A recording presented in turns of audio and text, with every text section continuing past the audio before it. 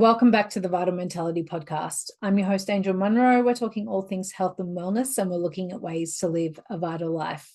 Short disclaimer, this is not intended as medical advice. This is just for general purposes only. So this week, we're asking the question, can we find a cause for autism? In my short podcasting career, I've addressed this topic 3 times now, but due to what was said by Trump and RFK Jr., the massive declarations that they made in the media a few weeks ago, I thought it was a good idea to talk about it yet again. I will put the links to the other 2 podcasts where I spoke about this issue in the show notes, so please have a listen. So I'm going to get into the juicy bits in a minute, but I just want to pinpoint 2 major issues that I find with the whole conversation. One, which I've spoken about in length before, is that the criteria for autism is massive. There's no biological tests. It's done via a questionnaire, and it means that so many different conditions end up getting put under the umbrella. It's as if I said UTIs, the flu, and hay fever were all one condition. And so when we start talking about causes and treatments, everyone's arguing because they're talking about completely different conditions. And this is exactly what happens with autism. You get so many different presentations under this very vague umbrella from this very vague questionnaire. And there's no way to properly do a study to say what the cause is for everyone because there's no definition. So that is the biggest problem. This is the top of the problem. And the other part of the issue is understanding that even if there was one specific condition that we were talking about, which there isn't, but even if there was, there is never one cause for why a human being, an individual, is experiencing dis-ease or feeling unwell or having long-term issues. It's a myriad of things that come together for that person to have that experience. And the only way that you can ever find out what is going to be healing for that person is spending a lengthy amount of time with them, getting to the bottom of what is going on with them via their history, their medical history and their personal history. And then you can kind of get to the bottom of what's going on, and then you can find the medicine. That's just the truth of it. So what is it that Donald Trump and RFK said? So their biggest thing that they attributed to being the cause was Tylenol, which is Panadol in Australia. And the paper that they're referencing, they kind of came to the conclusion in this paper that it actually wasn't necessarily 100% the cause, but it could be a contributing factor. And they recommended that pregnant women didn't take it all the time and only used it sparingly, which this is actually very good advice. I think the way that they delivered the information was incredibly skewed, and I suspect that that was intentional. However, the response to that was women who were pregnant, saying they're going to take lots of Tylenol, which is just a horrible reaction. I'm not saying from their part, but just an awful side effect that you see happening now when we start politicizing health, that, rather than looking at health from, an individual standpoint and looking at it from a rational standpoint, we're now like associating health choices with certain teams, Republican, Democrats, or whatever it is, wherever you are. And it's just crazy. We should never, associate health choices with the team. Well, it's so detrimental to the individual and the collective. So Panadol or Tylenol is really damaging to the liver, the kidneys, and the gut. And it's often given to women, to children after a V word. And when you're trying to detoxify, one of your best routes of detoxification, the body, the body's wisdom is sweating and is fever. And Tylenol, Panadol stops that. It arrests that mechanism. And so, looking at this objectively, I could see how it would be a causal factor, but of course it's not the one cause. And, I think this is where this argument comes in, is that you see people saying, my kids never had Tylenol and they've still been diagnosed with autism, or they've never had a V word and they've still got autism. And again, it comes down to this very broad definition of what autism actually is. So you've got many different conditions, and, again, we'll be arguing forever. The second thing I'll just go back and say that a lot of the kind of health freedom community people have been, saying in their criticism about Tylenol being named the cause of autism, they're not mentioning vaccines. Vaccines are V words are the problem. And they actually did, but it still wasn't good enough, their answer. But again, it's not the only cause. I know plenty of people who have been diagnosed with this condition and they haven't had it. And it's not to say that it isn't a cause for some people, but doesn't mean it's a cause for everyone, because we're talking about something that encompasses so many conditions. I know I keep saying this over and over again, but I really feel like this very important understanding is lacking. So, when you understand that germs, genes, bad luck are not the cause of disease, there's no need for the V word at all. But let's,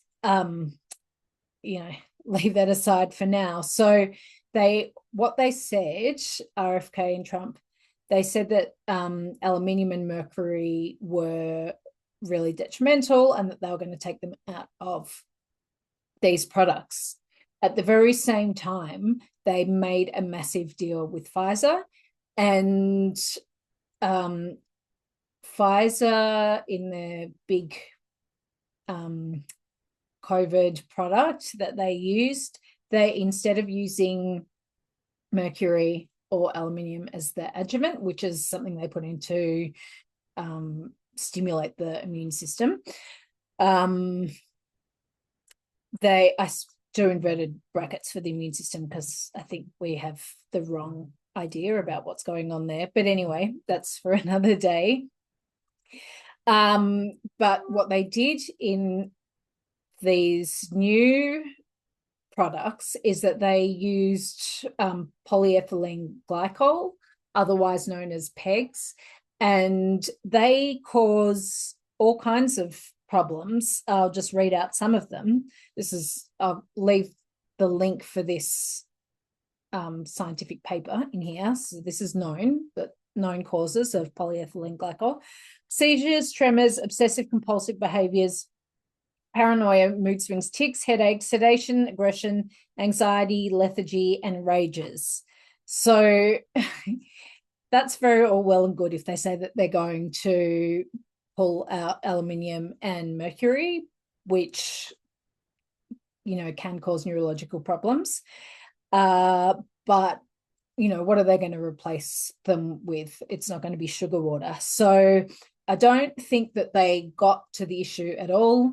They sidestepped many other issues, all of which I think are pretty much named, and, caused more and more confusion and more division. So I don't think there was any win in what was said at all, even though there was snippets of truth in there.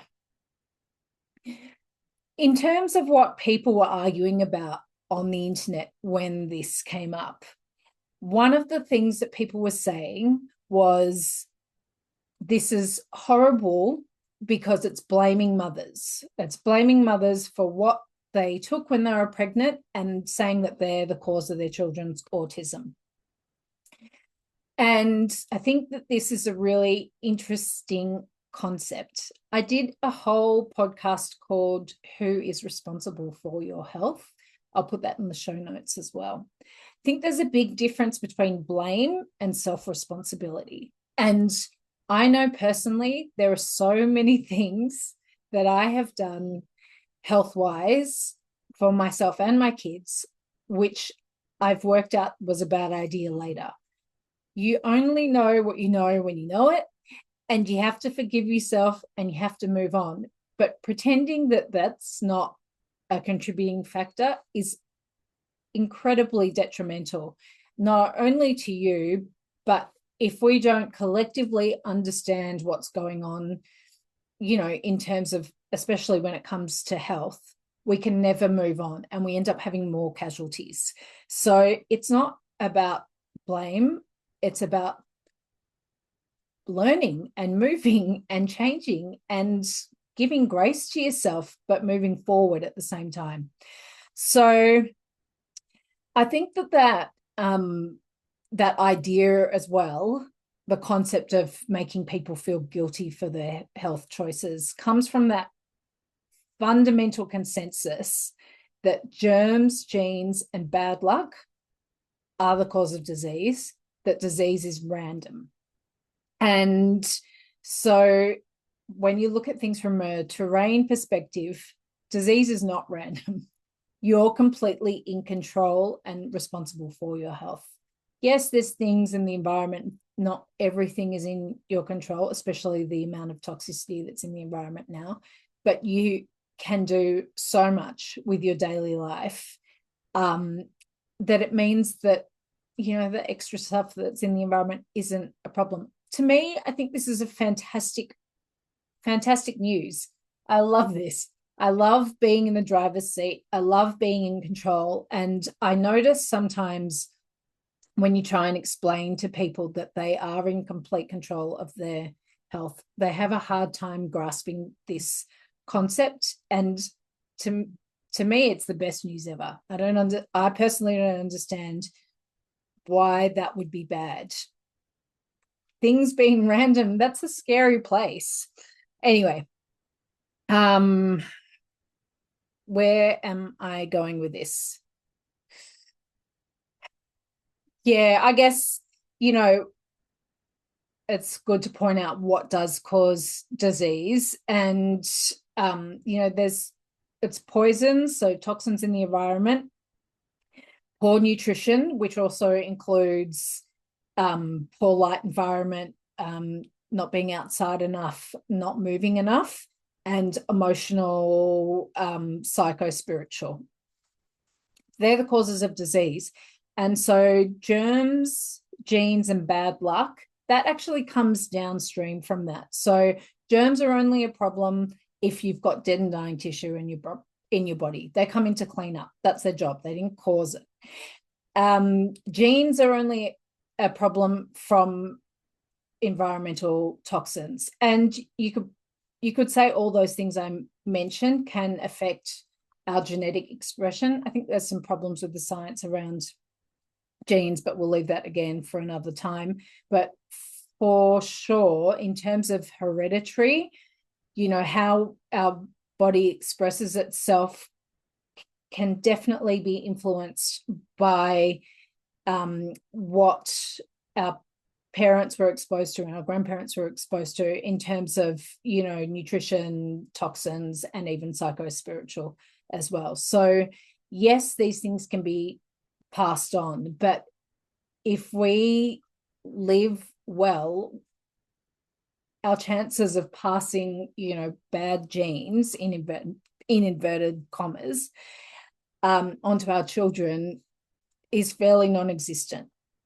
Yeah. So the other thing that people were saying when it came to this whole conversation was Autism hasn't gotten worse. We've got better at diagnosing. The evidence to that is contrary.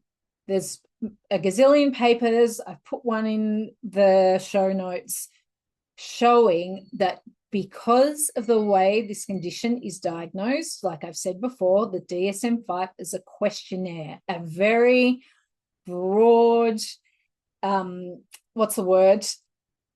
Like so susceptible to the person who's asking it and the person who's answering the questions that we've not got better at diagnosis. We've gotten sloppier. And there's plenty of papers saying the same thing. It's being overdiagnosed now. And, you know, this is a real problem because this leads to, like, why does it matter? It matters because children are getting given pharmaceuticals when they don't need them. They're missing out on the treatment that they do need.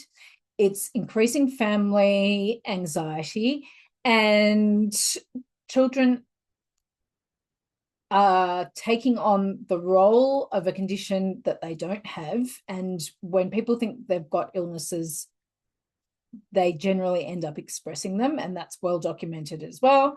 And you also get a misallocation of resources from the people that actually really, really, really need it. So everyone should be concerned. Everyone should be concerned by the fact that we're not diagnosing this condition properly. You know, we are in an era of consensus medicine. And I say consensus because, you know, there's these things, the beliefs that people that have about medicine that's in the collective, and they actually don't have any scientific evidence to prove that that's true, or they've been disproven, but it still gets perpetuated. And I'll give you a couple of examples. So one was it with Alzheimer's, that the cause was this buildup of beta amyloid plaques. I certainly got taught this at university. And there has been papers out that now disprove that the original scientific experiments on this were falsified, and that isn't actually the cause of Alzheimer's. There's a lot of evidence that it's more related to diabetes. However, it's still treated like this. If you Google what causes Alzheimer's, it will still say that that's the cause. If you then type in, you know, has it been disproven? It says, oh, yeah, it has been disproven. So, yeah. Another example is that serotonin is involved in depression. People are still prescribed SSRIs. I believe it's still taught that serotonin is a factor, even though it has been completely disproven, yet it still gets perpetuated in the collective. Germs, you know, like transmission has been disproven. In the early 1900s, there were many tests, especially around the Spanish flu, where they would get fluids of a sick person and give it to a well person. And no, they were never, ever, ever able to prove that contagion was a thing, that someone could get sick via the fluids of an unwell person. Yet this is one of the strongest, you know, ideas about beliefs about medicine in the collective. And it's just a consensus. There's no scientific proof to back it up. And neurodivergence falls into this category. If you look it up, there is no scientific, it's not even a hypothesis. It's a concept, and it's never been proven. There's no scans, there's no biological tests. There's nothing to suggest that there is different neurotypes. Nothing. Yet it gets thrown around all the time. And, you know, when you look at studies around autism, and they're starting to talk about, genetics being a play. Again, they actually have never come up with something that's uniform. And like I said, this has a lot to do with the fact that there's no disease criteria. You'll never be able to find one answer. And so the next thing that I heard people saying was that it's important to focus on support rather than cause. And I think that this is the wrong way to look at it. And I kind of touched on this before. When you aren't looking at cause and you're not looking at diagnosis, and we're just sweeping all of that under the rug, we get all kinds of children accessing financial support and all kinds of support and taking it away from children that have really serious disabilities. And that's a massive concern. Everyone deserves support, but they need the right support. So what I'm saying is that, the people that need what they need aren't getting it because we're not clear about what's going on and we're not clear about the causes. So, like I said, I don't think that there's one cause, but if we get clear about the definition, then we can get clear about the cause. And I'll explain to you what I mean. I guess this comes to the next point that I wanted to make too, that people say that there is no cure because it's not a disease. But there is a disease. I mean, there is a cure, sorry. There is a cure when you know what the cause is. And so, if you've got a kid who has been hitting all of their milestones and everything's going perfectly well. So they're about 3, they're talking, they're walking, they're running, they're playing with people.